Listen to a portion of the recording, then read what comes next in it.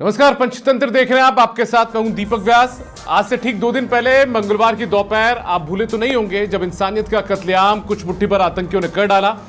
सरेआम 27 लोगों से उनका धर्म पूछकर, उनके कपड़े उतरवाकर, उनके अपनों के सामने उनका नरसंहार कर डाला। जम्मू कश्मीर के पहलगाम स्थित बैसरन घाटी में हुए इस नरसंहार के बाद देश की मोदी सरकार भी एक्शन में आई है। बुधवार की शाम कैबिनेट सुरक्षा समिति यानी कि सीसीएस की बैठक में कई बड़े और कड़े फैसले ले डाले हैं। 1960 की सिंधु जल संधि को तत्काल प्रभाव से निलंबित कर दिया गया है।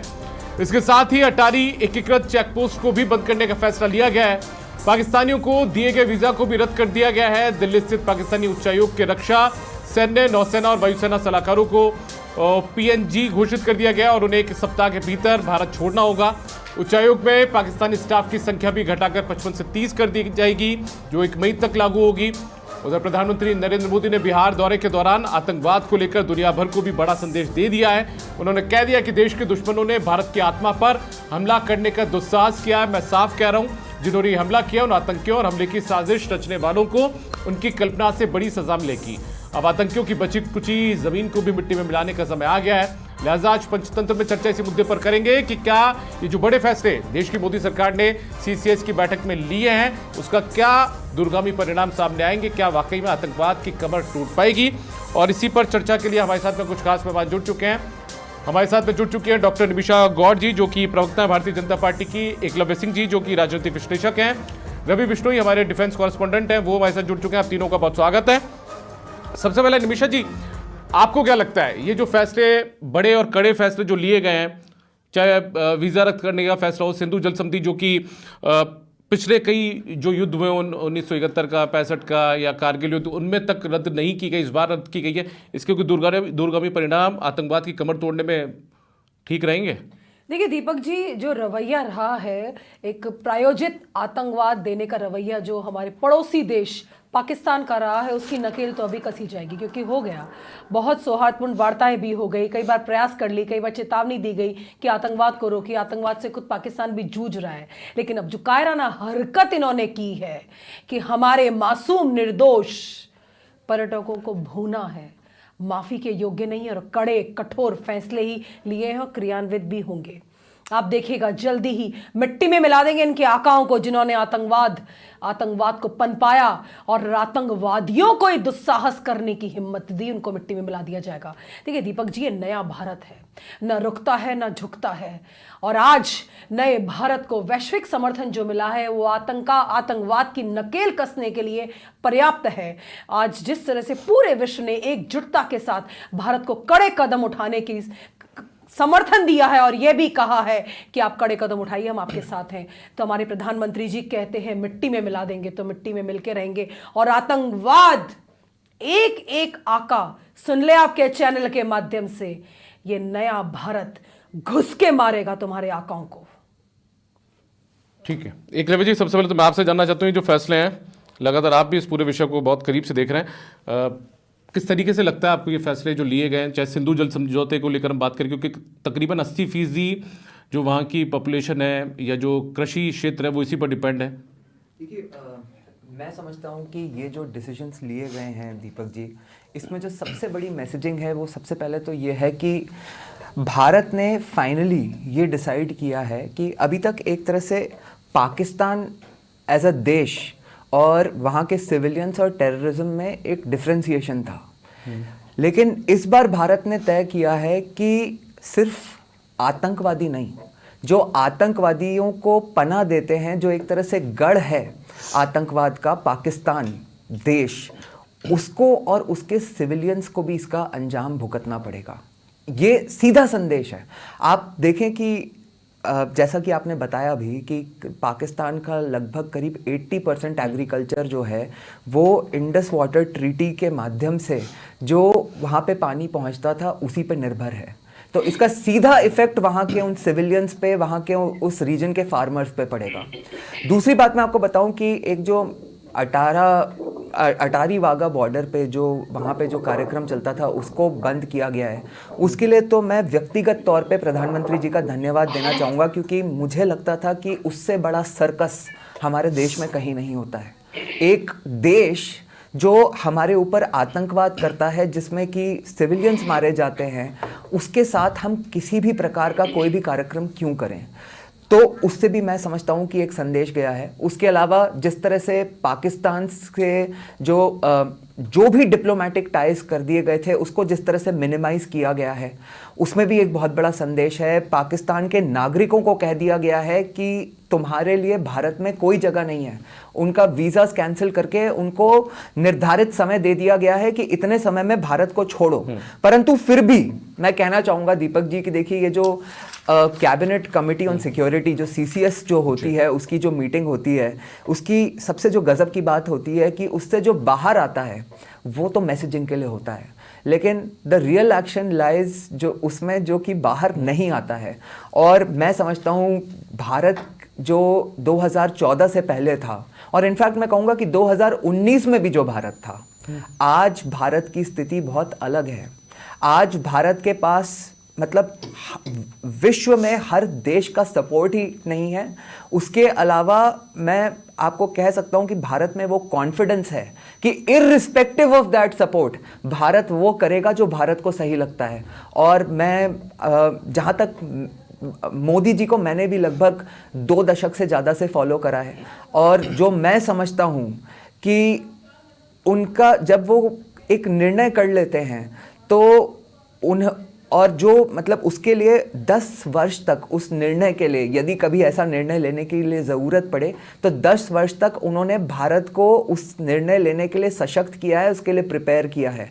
और मैं समझता हूं कि इस बार जो गतिविधियां हमें दिखाई दे रही हैं, जिस तरह से अभी हमारे जो माननीय गृह मंत्री और माननीय विदेश मंत्री हमारे राष्ट्रपति जी से मिलके आए, और जिस तरह से फॉरेन के डिप्लोमेट्स को बुला के अभी MEA में ब्रीफ करा जा रहा है, मैं आपको कह सकता हूं कि इस बार कुछ ऐसा होगा जिससे कि भारत एक तरह से ये दुनिया में स्थापित करेगा कि टेररिज्म का जवाब कैसे दिया जाता है। ठीक है, रवि बिश्नोई भी हमारे साथ मौजूद है, मेरे वरिष्ठ सहयोगी हैं, लंबे वक्त से हम साथ काम कर रहे हैं और डिफेंस कॉरेस्पॉन्डेंट भी वो हैं। रवि, ये जो तमाम जो घटनाक्रम हुआ उसके बाद में क्या कुछ स्थिति लोगों के जहन में, खासतौर पर जो सेना से जुड़े हुए लोग हैं, उनके अंदर क्या रिएक्शन इन तमाम चीज़ों का सामने है, ये भी मैं आपसे जानना चाहूँगा। देखिए दीपक जी, ये जो पहलगाम में हमला हुआ है, जिस तरह से टूरिस्ट को निशाना बनाया गया है और जो भारत के अलग अलग राज्यों से है, तो आप ये मानिए कि आतंकवादी इस बात को लेकर पहले से आश्वस्त थे कि अगर वो टूरिस्ट को निशाना बनाते हैं, उन पर गोलियों की बौछार करते हैं, तो वो खाली J&K तक का असर नहीं होगा, वो समूचे भारत में जो विभिन्न प्रांत हैं जहां से टूरिस्ट घूमने आए थे, उन सब जगह वो जो है मातम पसर जाएगा, या वो उस जगह मैसेज जो भी उनकी चीज है, आतंकी कार्रवाई है, वो सब जगह पहुंचेगी। और ये इसमें आतंकवादी जरूर सफल हुए हैं, और तभी हमारे देशवासियों के भीतर इतना ज्यादा गुस्सा उबाल मार रहा है। अब देखिए, तमाम शहरों से, तमाम गांवों से, यहां तक कि छोटे कस्बों से भी स्कूलों के भीतर श्रद्धांजलियां दी गई है। इन आम नागरिक थे, ये सिविलियन थे, अगर कोई उसमें आर्मी या नेवी के अफसर थे, वो भी छुट्टियां मनाने गए हुए थे, यानी सिविलियन की तरह गए हुए थे, परंतु शहीद के रूप में इन्हें तमाम लोगों को लिया जा रहा है, 28 के 28 लोगों को। और इसके बाद में जो भारत सरकार से अपेक्षा थी, हुआ वैसा ही।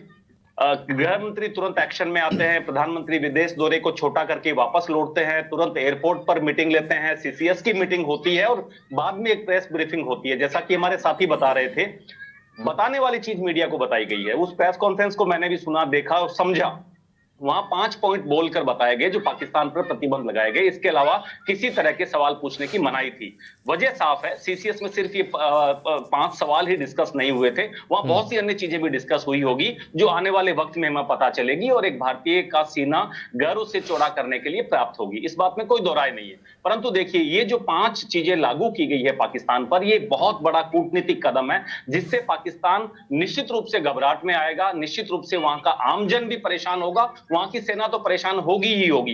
ये होता ये है कि जो पाकिस्तान को सिंधु जल समझौते के तहत 3 नदियों का पानी मिलता है, और इन 3 नदियों में झेलम, चिनाब और सिंधु, और इसका लगभग 92% पानी, इन तीनों नदियों का पानी 92% पानी जो है वो पाकिस्तान इस्तेमाल करता है। और पाकिस्तान की अवाम तक तो वो पानी भले पहुंचे या ना पहुंचे, परंतु हुक्मरान जो वहां सेना के हुक्मरान हैं वो इस तरह से नदियां और नहरों का निर्माण कर रहे हैं और उनके बगल में कॉर्नर प्लॉट या कॉर्नर जमीन खरीदने का प्रयास लगातार पिछले सालों से करते आ रहे हैं कि उन्हें पूरा यकीन है कि इन तीन नदियों का पानी पाकिस्तान की जीवनदायिनी है और वहां के सेना के अधिकारी वहां पर अपना बंगला या अपना खेत बनाना चाह रहे हैं। परंतु इस समझौते को रद्द करने से, स्थगित करने से इसका जो असर है वो अब नहीं आएगा। आप अगले 6 महीने बाद में देखिएगा, जैसे ही सर्दियां शुरू होगी, अक्टूबर से लेकर अगला जो मई आएगा, तब पाकिस्तान की जो बूंद बूंद के लिए तरसने वाली बात जो अब हम कर रहे हैं वो तब देखने को मिलेगी। अचानक से ऐसा तो है नहीं कि इन तीनों नदियों पर कोई गेट बना हुआ है और उस गेट को बंद कर दिया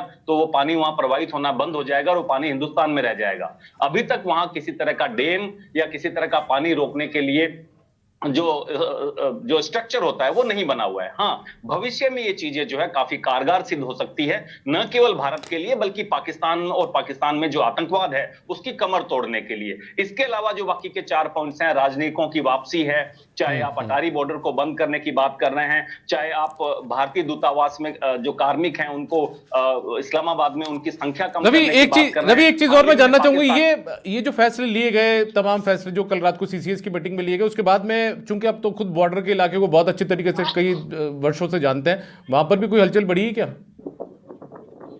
देखिए, निश्चित रूप से हाई अलर्ट पर है। जे.एंड.के तो हाई अलर्ट उसी वक्त हो गया था जैसे इस हमले की सूचना मिली थी, और उसके बाद में जो आमतौर पर शांत रहने वाली सरहद है जो राजस्थान से लगती है तकरीबन 1000 किलोमीटर के आसपास, यहां पर भी इस वक्त हाई अलर्ट है। बीकानेर के जो आईजी हैं ओम प्रकाश पासवान, उन्होंने कल ही राज्य सरकार से आदेश मिलने के बाद में श्री करणपुर जो गंगानगर जिले में, वहां अपना कैंप कर लिया है। जो दोनों जिला कलेक्टर हैं बीकानेर और श्री गंगानगर के, उनको निर्देश ये दिया गया है कि वो फील्ड में रहें, बॉर्डर वाले गांवों में रहें।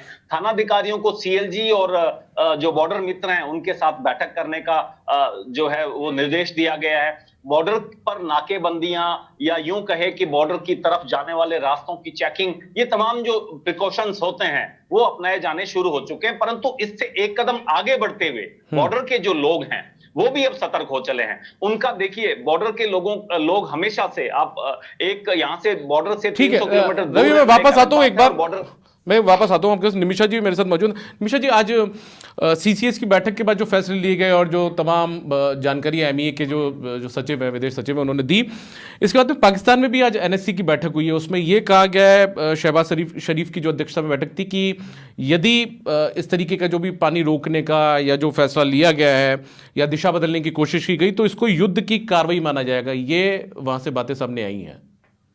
देखिए, पाकिस्तान की तो हालत ये है, पहले अपना खुद का देश संभाले, वो अपनी खुद की अर्थव्यवस्था, सामाजिक व्यवस्था, वो सब संभाले, उसके बाद झांके कि हमने सिंधु जल समझौता, जो कि 9 साल की लगातार वार्ताओं के बाद, बैठकों के बाद, वो समझौता 1960 में हुआ, उसको 9 घंटे में समाप्त कर दिया। उसके पीछे आधार है कि आपसे लगातार बातचीत की जा रही है, आतंकवाद को समाप्त करने की लगातार आपको वार्ताएं की गई, लेकिन आपने नहीं किया, और उसको प्रायोजित आतंकवाद को लगातार पनाह देते रहे। तो पाकिस्तान जो है, पाकिस्तान की जो हालत, अंदरूनी हालत है, अब यहाँ पर एक्स भी हमारे भारत में उसको बंद कर दिया गया है। यहाँ पर पाकिस्तान से हमारे सभी दूतावास को बुला लिया गया है यहाँ पर, और यहाँ भी उनकी संख्या कम कर दी गई है। तो चौतरफा घेराबंदी से बौखला हुआ है पाकिस्तान। और आज जो पाकिस्तान की हालत है, उस हालत का जिम्मेदार भी ये अप्रायोजित आतंकवाद ही है।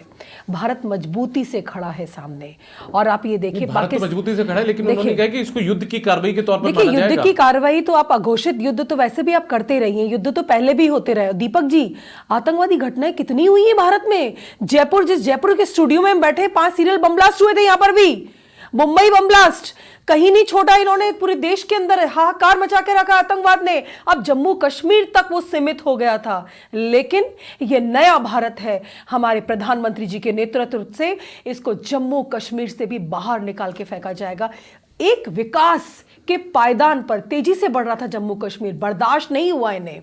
धारा 370 समाप्त की गई तो पाकिस्तान ने नाराजगी व्यक्त की थी, भारत से अपने उच्चायुक्त बुला लिए थे उन्होंने, लेकिन जो कश्मीर है, जम्मू कश्मीर को जिस बारूद की सेज पे सजा करके सदैव स्वतंत्रता के बाद से रखा, आज उस जम्मू कश्मीर में प्रसन्नता की बयार बह रही थी।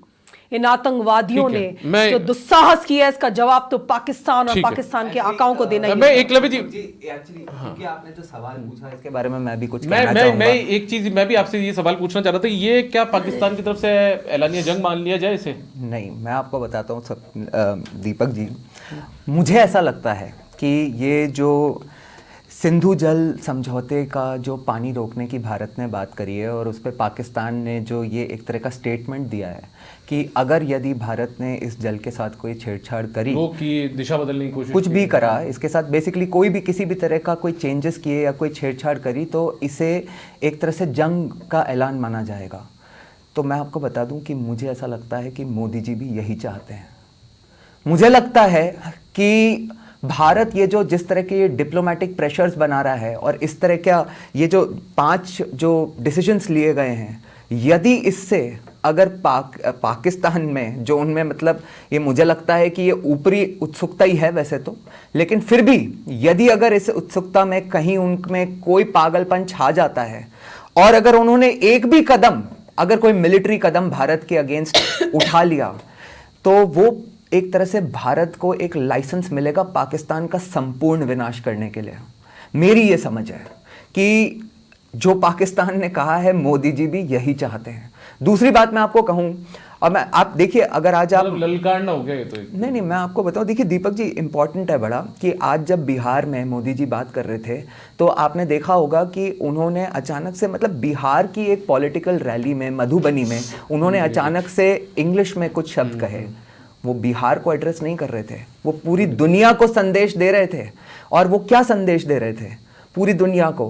कि जो इसके परपेट्रेटर्स हैं उसको हम दुनिया के हर आखिरी छोर तक परस्यू करेंगे और वहां पे भी जाके उनको मारेंगे। तो ये उनको भी मैसेज है कि इनके जो परपेट्रेटर्स हैं उनको पनाह देने की गलती मत करना और फिर बाद में कनाडा की तरह रोना मत कि अननोन गनमैन ने आके भारत के हमारे यहाँ हमारी धरती पे इसको मार दिया, उसको मार दिया। तो ये बहुत क्लियर है इस नए भारत में, मैं समझता हूं मोदी जी का संदेश कि ये जो हुआ है इसका बदला लिया जाएगा और हर कीमत पर लिया जाएगा। ठीक है, अरे शाम को देखिए दीपक जी, मैं एक चीज और, मैं चूंकि ये जो तमाम जो स्टेटमेंट आए हैं इसमें एक बड़ी बात उन्होंने फिर से ये कर दी एनएससी की बैठक के बाद में, उन्होंने आरोप लगाया कि भारत में मुसलमानों समेत अल्पसंख्यकों का दमन जो है ना वो बढ़ा है। वक्फ कानून के जरिए मुस्लिम समुदाय को हाशिए पर धकेलने का आरोप भी उन्होंने लगाया है। 23 अप्रैल को उठाए गए कदमों को एक तरफा, न्यायपूर्ण, राजनीति से प्रेरित, गैर जिम्मेदाराना और कानूनी आधारहीन तमाम ये बातें उन्होंने कर दी। मतलब जो भारत में अंदरूनी तौर पर जो निमिषा जी चीजें चल रही थी उनको, देखिए ये कांग्रेस है, कांग्रेस के संसद के जो पति हैं, कांग्रेस के दामाद हैं, जिनका भारत की विकास यात्रा से कोई सरोकार नहीं है और अनेक घोटालों में लिप्त रहे हैं, कार्रवाई चल रही है, तो इनकी कार्रवाई की बौखलाहट है। और देखिए आज पाकिस्तान बोल रही है भाषा, देखिए कांग्रेस के ये आपने बताया मुझे कि पाकिस्तान बोल रहा है भाषा, एक कांग्रेस के सांसद महोदय के पति भी यही भाषा बोल रहे हैं, जो कि एक कांग्रेस पार्टी के दामाद कहलाए जाते हैं, उनकी भी भाषा ही, आपने बताया कि पाकिस्तान भी यही भाषा बोल रहा है। तो देखिए अंदरूनी तौर पर आंतरिक राजनीति में निम्न स्तर पे गिरे हुए आज भारत का बच्चा आतंकवाद के विरोध में खड़ा है, लेकिन ये आज भी विरोधाभास से राष्ट्र की एकता और अखंडता को चुनौती देने वाले वक्तव्य दे रहे हैं। ये कांग्रेस अपनी दोयम दर्जे की निम्न स्तर की राजनीति करती है। आज भारत का बच्चा आंसू बहा रहा है। पहलगाम में जो घटनाक्रम घटे उसको देख करके रूहें कांप जाती हैं। अपने पति को मार दिया, कोई कन्नड़ बोल रहा था, कोई बिहारी बोल रहा था, अलग अलग प्रांत अलग अलग, और हमारे जयपुर के भी नीरज जी श्रद्धांजलि अर्पित करती हूं मैं आपके चैनल के माध्यम से। और ऐसे ऐसे झूठे दोगले चेहरे वाली कांग्रेस से को आगाज देती हूं कि पाकिस्तान की भाषा ना बोले, बोलना है तो आप वहां जाइए, वहां जाके रहिए, क्योंकि वीजा तो कैंसिल हो ही गए बहुत लोगों के। देखिए, बहुत ही गंभीर विषय है ये कि राष्ट्र की एकता और सुरक्षा का प्रश्न आता है तो हमें पूरी एकजुटता से साथ देना चाहिए। और आज जिस तरह से कांग्रेस का बयान आ रहा है वो पाकिस्तान के उच्चायो आप बता रहे हो उस बयान से मैच कर रहा है। और रही पाकिस्तान की बात, तो कोरोना महामारी की शुरुआत के समय में इन्होंने न्यूक्लियर की धमकी दी थी। ये गीदड़ी फब्तियां हैं इनकी। और जिस तरह से इन्होंने प्रायोजित आतंकवाद के माध्यम से पाकिस्तान को वैश्विक पटल पे रखा है और ये अलग थलग है, कुछ कर्जे में डूबा हुआ है पाकिस्तान। ये गीदड़ भब्तियां हैं इनकी, जिनसे बाज आ जाए। और आतंकवाद जिन्होंने भी इस घटना को अंजाम दिया, बेटर ये होगा कि उनको सरेंडर करने को बोले, चाहे कोई भी लोग हो, उनको पनाह देना बंद करें।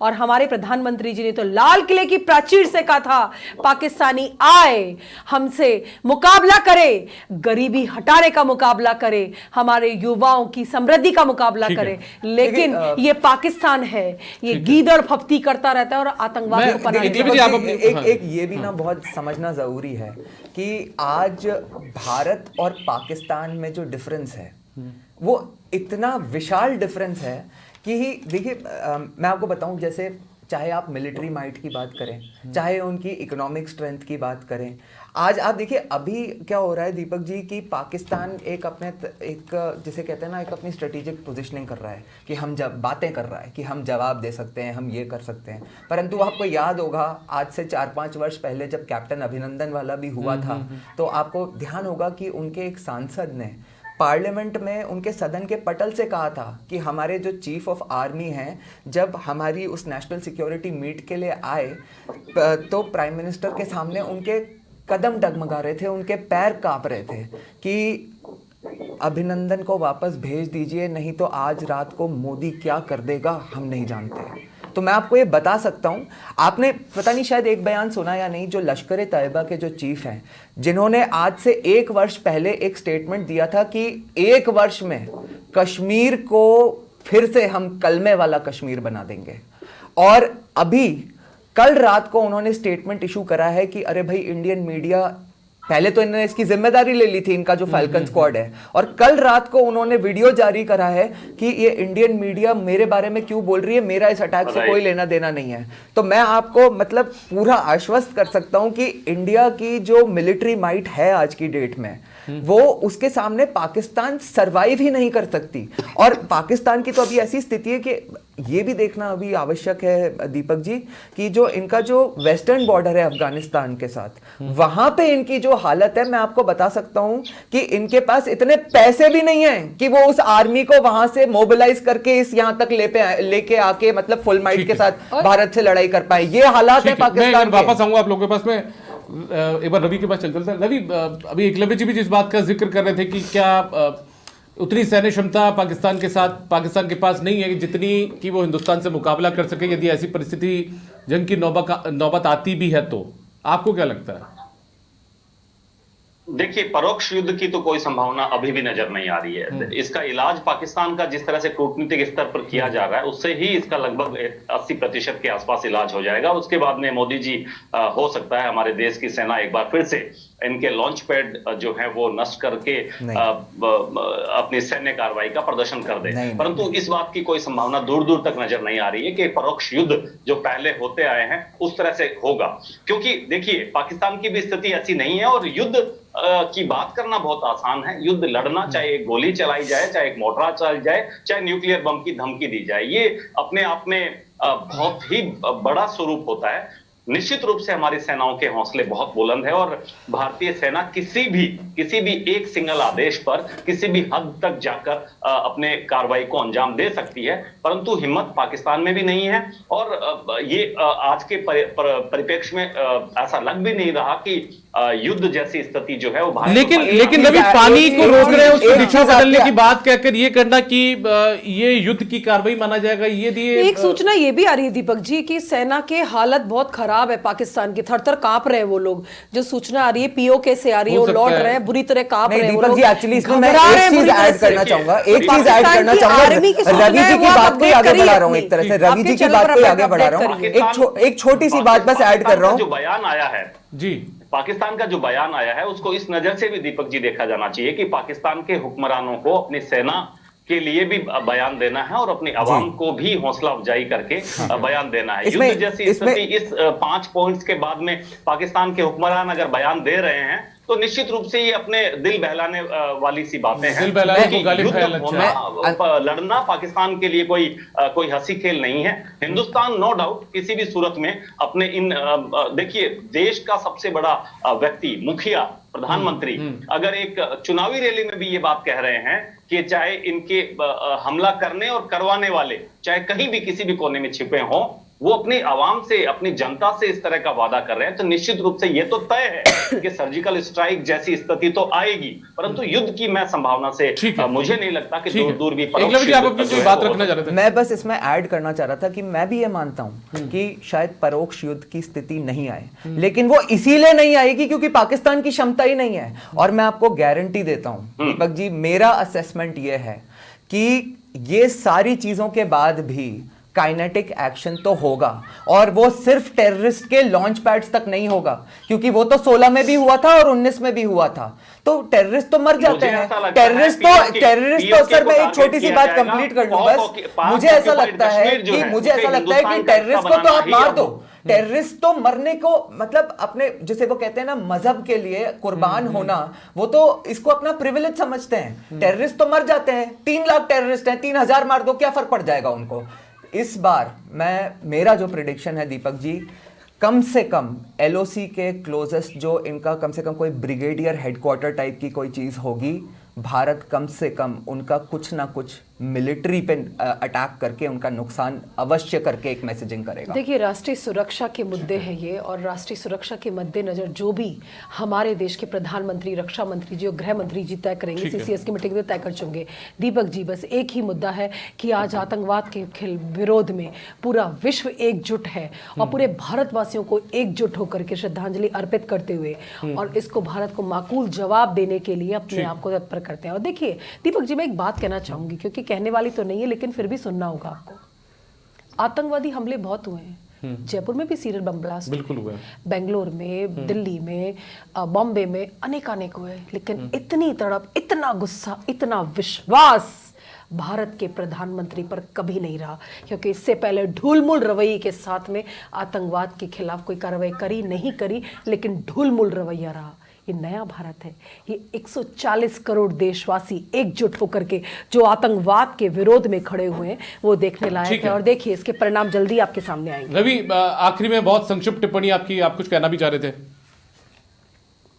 बिल्कुल दीपक जी, निश्चित रूप से जिस तरह का ये हमला हुआ है, इस हमले की तुलना जो है पहले पूर्ववर्ती के हमलों से तो हरगिज नहीं की जा सकती। ये एक भारत की आत्मा पर चोट पहुंचाने का काम किया, और पुलवामा हमला जो था वो भी बहुत भयंकर था, और उस वक्त भी वेदना संवेदना का ज्वार जिस तरह से देशवासियों में उमड़ा, और हमने देखा कि किस तरह से फिर अभिनंदन का एपिसोड हुआ और किस तरह से एयर स्ट्राइक बालाकोट पर हुई थी। इस बार भी निश्चित रूप से सैन्य कार्रवाई करने की इच्छा शक्ति सरकार की बहुत दृढ़ नजर आती है, और देशवासी भी इस सरकार को पूरा समर्थन इस मामले में देते हुए नजर आएंगे।